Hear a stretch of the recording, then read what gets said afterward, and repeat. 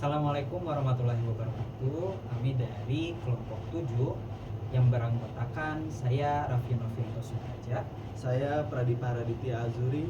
Saya Gusti Fadila. Saya Alita Zaketra Hamrasari yang akan mempresentasikan tentang virtual machine concept dan hypervisor. Halo semuanya, hari ini saya akan menjelaskan tentang konsep dasar dari virtual machine yang diambil dari buku referensi kita, William Stahl. Definisi inti seperti yang tertera pada slide, virtualisasi merupakan teknologi yang menciptakan lapisan abstraksi antara hardware fisik dan software yang berjalan di atasnya. Tujuan utamanya mengubah sumber daya fisik menjadi sumber daya logis atau virtual. Sederhananya, virtualisasi adalah sebuah teknologi yang menyediakan lapisan penerjemah atau lapisan abstraksi antara perangkat lunak dan perangkat keras fisik. Apa itu abstraksi? Artinya sistem operasi dan aplikasi tidak lagi berhubungan secara langsung, secara kaku dengan hardware, melainkan melalui perantara. Tujuan utamanya adalah untuk mengubah sumber daya fisik seperti prosesor lain dan memori menjadi sumber daya logis atau virtual, sehingga satu perangkat keras bisa digunakan secara maksimal untuk banyak keperluan sekaligus. Oke, di slide berikutnya. Mengapa virtualisasi dibutuhkan? Masalahnya, pada sejarahnya pada tahun 2000-an banyak perusahaan terjebak dalam strategi satu aplikasi satu server. Masalahnya perangkat keras kita berkembang secara cepat menurut hukum Moore. Tapi perangkat lunak kita tidak bisa mengimbanginya. Akibatnya banyak server fisik yang menganggur. Berdasarkan data, seringkali server hanya menggunakan kurang dari 5% dari kapasitas aslinya. Kondisi ini sangat merugikan karena server yang menganggur itu tetap memakan tempat di data center, memboroskan listrik, dan membutuhkan pendingin yang mahal. Virtualisasi muncul sebagai solusi untuk meredakan stres atau beban infrastruktur tersebut dengan cara menggabungkan banyak tugas ke dalam sedikit server saja. Kemudian di slide berikutnya, arsitektur virtual machine. Oke, sekarang mari kita lihat bagaimana VM bekerja melalui diagram di layar yang kita tahu nanti mungkin dibahas oleh Bang Gusti. Di lapisan penting ini, yang pertama kita ada hardware platform. Hardware platform ini merupakan fondasi yang paling bawah, yaitu mesin fisik asli kita. Kemudian yang kedua adalah virtualizing software atau hypervisor. Ini adalah bagian terpenting. Perangkat lunak ini bertindak sebagai resource broker atau pialang sumber daya. Dialah yang mengatur pembagian CPU, memori, dan penyimpanan untuk tiap-tiap VM. Kemudian ada GUIS OS di atas hypervisor. Ini kita bisa menginstal sistem operasi. Ini disebut GUIS OS ini disebut, hebatnya GUIS OS ini berbeda dari sistem asli komputer kita. Misalnya komputer kita ini Linux, tapi di dalamnya kita bisa menjalankan Windows seperti VM. Kemudian ada application and libraries. Di lapisan paling atas ini barulah aplikasi berjalan di dalam GUIS OS secara aman dan terisolasi. Mungkin nanti lebih jelasnya akan dibahas di slide berikutnya oleh Bang Gusti. Dan perlu diingat teman-teman bahwa virtualisasi bukan hal yang benar-benar baru. Konsep ini sudah dimulai sejak tahun 1970-an oleh IBM pada sistem mainframe mereka. Dengan virtualisasi kita bisa menghemat biaya, menghemat energi, dan mempermudah pengelolaan server di era modern saat ini. Baik, selanjutnya yaitu Virtual Machine Monitor atau VMM. Virtual Machine Monitor VMM adalah software yang berada di antara hardware dan virtual machine. itu fungsinya mengelola eksekusi GUIS OS. Nah, GUIS OS itu sendiri adalah sistem operasi yang dijalankan di dalam virtual mesin. Jadi VMM ini bertugas untuk menyediakan hardware virtual sehingga setiap GUIS OS seolah-olah berjalan pada komputer itu sendiri. Lalu peran virtual machine monitor atau VMM. Yang pertama yaitu menjalankan multiple GUIS OS. Artinya yaitu VMM memungkinkan satu komputer fisik menjalankan lebih dari satu sistem operasi secara bersamaan. Jadi setiap GUIS OS berjalan di dalam virtual mesin masing-masing tanpa saling mengganggu.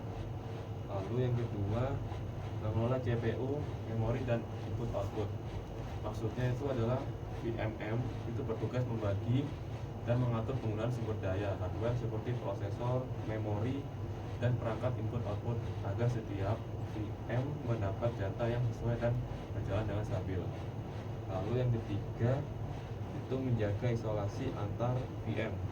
Itu jadi setiap virtual mesin dijalankan secara terisolasi sehingga kesalahan atau crash pada satu VM tidak mempengaruhi VM lainnya. Dan yang terakhir itu menyediakan ilusi hardware virtual. Artinya virtual machine monitor atau VMM itu membuat setiap GUIS OS merasa berjalan di komputer sendiri. Lalu selanjutnya posisi VMM dalam sistem. Bisa dilihat di gambar itu posisi VMM berada di tepat di atas hardware fisik dan berperan sebagai lapisan pengolah antara hardware dan virtual mesin. Jadi VMM mengatur penggunaan sumber daya seperti CPU, memori, dan perangkat input output agar dapat dibagi secara efisien ke setiap virtual mesin. Lalu jadi pokoknya melalui VMM setiap virtual mesin disediakan hardware virtual sehingga masing-masing GUIS operating system dapat berjalan seolah-olah pada sistem komputer sendiri tanpa saling mengganggu. Jadi dengan posisi seperti ini, VMM itu memastikan isolasi antar VM sekaligus pemanfaatan hardware fisik secara optimal. Lalu alasan penggunaan virtualisasi. Yang pertama, legacy hardware. Artinya virtualisasi itu memungkinkan aplikasi lama tetap dijalankan dengan cara meniru lingkungan hardware lama sehingga tidak perlu lagi menggunakan atau mempertahankan perangkat keras lama. Lalu yang kedua, rapid deployment. Rapid deployment itu artinya virtual machine itu dapat dibuat dan dijalankan dalam waktu singkat karena VM berbasis file, sehingga proses penyediaan server baru menjadi jauh lebih cepat dibandingkan server fisik. Lalu yang ketiga, versatility. Artinya satu komputer fisik dapat menjalankan berbagai jenis aplikasi dan sistem operasi yang berbeda secara bersamaan. Jadinya bermanfaatan hardware menjadi lebih optimal. Lalu yang keempat, consolidation. Artinya beberapa server fisik dapat digabungkan ke dalam satu server fisik yang menjalankan banyak virtual mesin sehingga mengurangi biaya perangkat keras, listrik, dan ruang. Lalu yang kelima, aggregating. Artinya virtualisasi memungkinkan penggabungan beberapa sumber daya fisik seperti penyimpanan menjadi satu sumber daya virtual yang lebih besar dan mudah dikelola. Lalu dynamics, artinya sumber daya hardware dapat dialokasikan atau disesuaikan secara dinamis sesuai kebutuhan virtual mesin itu sendiri. Lalu 7 itu ease of management. Artinya pengelolaan sistem bisa menjadi lebih mudah karena virtual mesin dapat dengan cepat dibuat, dihapus, dan dipindahkan atau diuji tanpa mengaruhi sistem lainnya. Dan yang terakhir yang ke-8 yaitu increase of availability. Artinya jika terjadi kegagalan di server fisik, virtual mesin dapat dipindahkan atau dijalankan kembali secara otomatis di server lain sehingga layanan tetap tersedia. Baik, selanjutnya di sini saya akan menjelaskan tentang hypervisor. Pertama itu konsep dasar hypervisor dan virtual machine. Definisi mengenai virtualisasi tentang hypervisor itu pertama ada bentuk abstraksi hardware menjadi mesin virtual, di mana instruksi input atau output dari user virtualisasi mengabstraksikan hardware fisik dari mesin virtual. Yang kedua itu ada peran hypervisor. Virtual mesin berfungsi sebagai perantara antara mesin virtual dengan perangkat fisik, juga menerjemahkan permintaan virtual mesin ke perangkat, yang mana sebagaimana bertindak sebagai broker atau traffic cop, di mana fungsinya menjadi proxy bagi virtual machine saat mereka merequest dan mengonsumsi research dari physical host. Selanjutnya juga ada peran sebagai mekanisme trapping, di mana instruksi privilege istimewa yang seharusnya dijalankan oleh OS pada hardware akan ditangkap oleh hypervisor. Kemudian di sini ada hypervisor menjalankan sebagai proxy demi keamanan dengan catatan proses ini menyebabkan sedikit penurunan performa, namun perbaikan hardware atau software modern telah meminimalisir hal ini. Selanjutnya ada karakteristik teknik virtual machine. Di sini merupakan konstruksi perangkat lunak yang menerima server memiliki vCPU, RAM, storage sendiri. Di mana fisik virtual machine adalah konstruksi yang meniru karakteristik server fisik. Virtual machine sendiri sebagai file itu mendefinisikan sebagai sekumpulan file dengan keunggulan backup data, menyalin file dengan sangat cepat, menyalin file virtual machine sebagai seluruh server. Selanjutnya di sini ada fungsi-fungsi utama dari hypervisor sendiri. Yang pertama itu ada manajemen eksekusi, di mana manajemen eksekusi sendiri mengatur penjadwalan virtual machine, manajemen memori, dan memastikan isolasi antar virtual machine.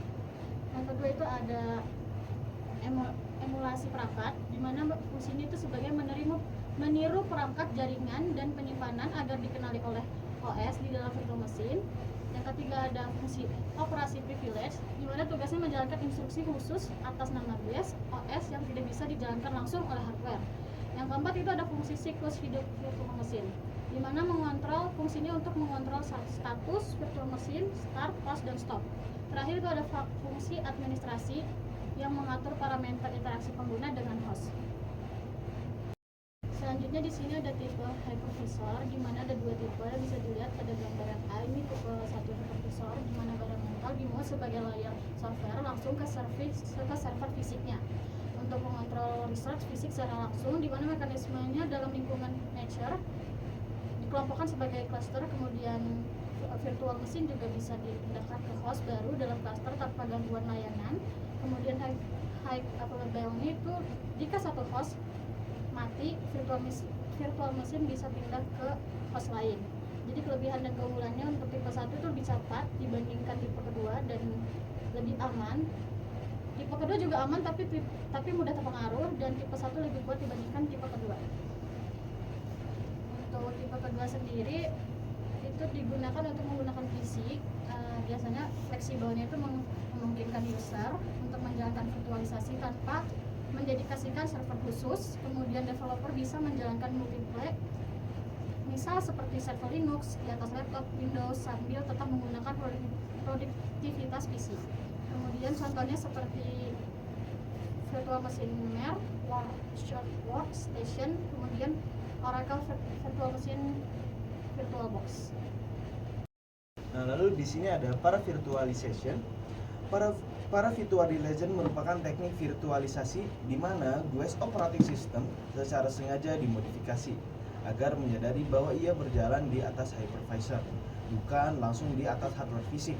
Kesadaran ini menjadi karakteristik utama karena GUIS OS tidak mengeksekusi instruksi sensitif secara langsung ke prosesor, melainkan menggantinya dengan hypercall yang ditunjukkan ke hypervisor. Dengan mekanisme tersebut, hypervisor dapat mengontrol serta mengatur akses ke sumber daya hardware secara lebih efisien, sehingga overhead virtualisasi dapat dikurangi dibandingkan dengan full virtualization. Namun, karena membutuhkan perubahan pada kernel sistem operasi, paravirtualization memiliki keterbatasan dari sisi kompatibilitas, terutama untuk sistem operasi yang bersifat priority atau tidak memungkinkan modifikasi kernel. Lalu di sini ada hardware assisted virtualization. Hardware assisted virtualization adalah teknik virtualisasi yang memanfaatkan dukungan langsung dari prosesor modern seperti Intel, VTX, dan AMD untuk membantu proses virtualisasi. Pada pendekatan ini, prosesor menyediakan mode khusus yang memungkinkan hypervisor menangani instruksi sensitif secara langsung tanpa perlu melakukan emulasi atau modifikasi pada GUIS operating system. Karakteristik utama dari teknik ini adalah GUIS OS dapat berjalan secara native seolah-olah berada langsung di atas hardware fisik, sehingga tingkat kontabilitas terhadap berbagai sistem operasi menjadi lebih tinggi.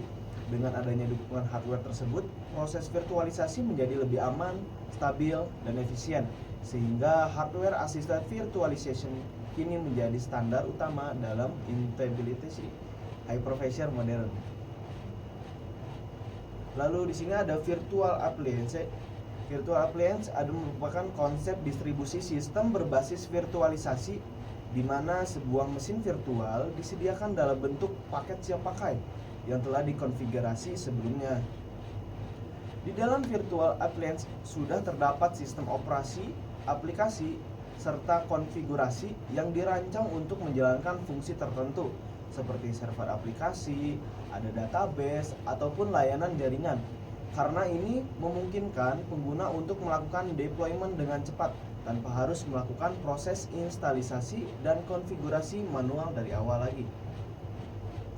Selain mempercepat implementasi, pengguna virtual appliance juga membantu menjaga konsistensi sistem, mengurangi risiko kesalahan konfigurasi, serta memudahkan proses distribusi dan pemeliharaan, sehingga banyak digunakan pada lingkungan cloud dan enterprise.